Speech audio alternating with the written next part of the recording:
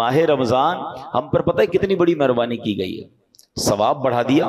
کتنا ثواب بڑھا؟ حدیثوں میں مضمون ملتا ہے کہ رمضان میں نفل کا ثواب فرض کے برابر، فرض کا ثواب 70 گنا کر دیا جاتا ہے۔ رمضان میں روزہ دار کا سونا بھی عبادت ہے۔ رمضان میں روزہ دار کے منہ سے افطار سے پہلے جو بو آتی ہے وہ اللہ کے نزدیک مشک کی خوشبو سے زیادہ بہتر ہے۔ رمضان کی پہلی رات جب آتی ہے اللہ اس امت پر نظر رحمت فرماتا ہے، اور اللہ جس پر نظر رحمت فرمایا اسے کبھی عذاب نہ دے گا۔ رمضان میں روزانہ افطار کے وقت 10 لاکھ گناہگار جہنم سے آزاد کر دیے جاتے ہیں۔ کیسے پیکج ہے؟ اچھا، رمضان میں جب جمعے کا دن آتا ہے، یعنی جمعرات کی مغرب سے جمعہ کی مغرب تک ہر گھڑی 10 لاکھ بخشے جاتے ہیں۔ تو وارے نہیں آ رہے ہیں نا ساری زندگی میں، اور آپ دعا کرتے ہیں یا اللہ ہماری پکار سن لے، ہماری دعا سن لے۔ رمضان کی راتوں میں فرشتہ آواز لگاتا ہے کوئی مانگنے والا کہ اس کی دعا قبول کر لی جائے، ہے کوئی توبہ کا طلبگار اس کی توبہ قبول کی جائے۔ مگر سچ بتاؤ اس اسکیم سے کتنے لوگ فائدہ اٹھاتے ہیں؟ پھر رمضان کا پہلا عشرہ عشرہ رحمت، دوسرا عشرہ عشرہ مغفرت، آخری عشرہ جہنم سے آزادی کا عشرہ، آخری عشرے میں 5 طاق راتوں میں ایک رات وہ جسے لیلۃ القدر کہا گیا، 1000 مہینوں سے بہتر رات۔ اللہ اکبر، کتنی مہربانی کی اللہ نے ہم پر، یعنی ہر وہ سامان کر دیا گیا کہ میرا بندہ بخشا جائے۔ مگر سچ بتاؤ جو اس میں بھی نہ بخشا گیا، جو اس میں بھی غفلت کر لے تو اس کا کیا بنے گا؟ نہیں، پلیز اس آفر کو ضائع مت کرنا۔ دیکھیں ہمیں نہیں پتا پھر رمضان ملے نہ ملے۔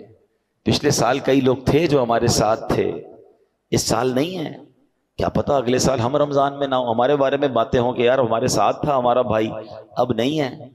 تو اس رمضان کو غنیمت جاننا ہے، اپنی زندگی میں تبدیلی لائیں۔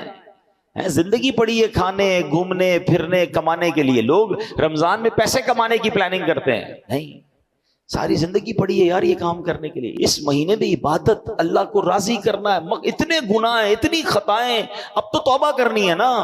کہ رمضان میں نمازیں پڑھوں اور عبادتیں کروں۔ رمضان میں نیت کریں کہ ساری نمازیں باجماعت پڑھیں اور پوری تراویح پڑھیں۔ ہاں یہ بڑی گڑبڑ ہو گئی ہے آج کل، لوگ تراویح میں ڈنڈی مارنا لگ گئے۔ ایک تو ٹرینڈ آ گیا 3 روزہ تراویح، 5 روزہ تراویح، 7 روزہ تراویح۔ ٹھیک ہے اگر آپ 3 روزہ 5 روزہ پڑھ رہے ہیں، لیکن اس کا مطلب یہ نہیں کہ اس کے بعد باقی تراویح معاف ہو گئی ہے۔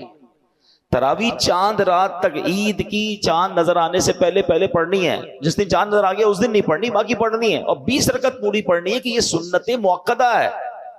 اچھا اس کے علاوہ سمجھیے نا، حدیث پاک میں آتا ہے جس کا مضمون ہے کہ جو رمضان میں ایک سجدہ کرے اس کو ایک سجدے کے بدلے 1500 نیکیاں ملیں گی۔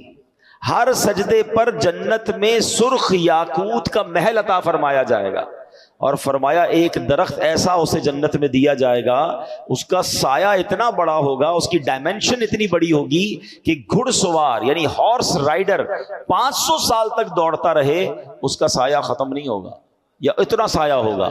اب مجھے بتاؤ یہ ہر سجدے پر انعام ہے۔ مبارک ہونے جو پوری تراویح پڑھتے ہیں، 20 تراویح پڑھیں تو کتنے سجدے ہو گئے؟ 40 سجدے ہو گئے۔ 40 سجدے پر 1500 نیکیاں ملیں تو 60,000 نیکیاں، 40 جنت کے گھر، 40 جنت کے درخت ملتے ہیں اس کو جو پوری تراویح پڑھتا ہے۔ اب کچھ لوگوں نے 8 پڑھ کے چلے جانا ہے تو خود سوچے کتنا بڑا لاس کر رہے ہو اپنا۔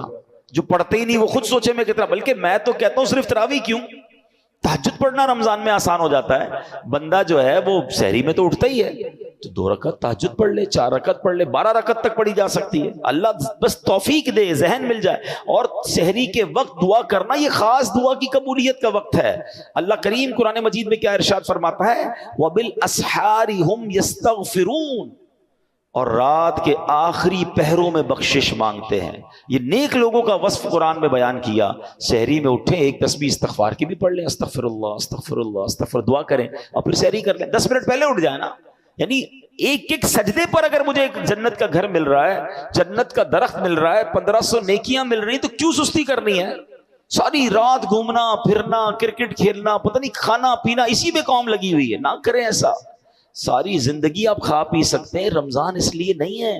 پلیز اچھے کام بھی کروں، گناہوں سے بھی بچوں، تو انشاءاللہ میرا رب اللہ کی رحمت سے امید ہے مجھے فلاح پانے والوں میں شامل فرما لے گا۔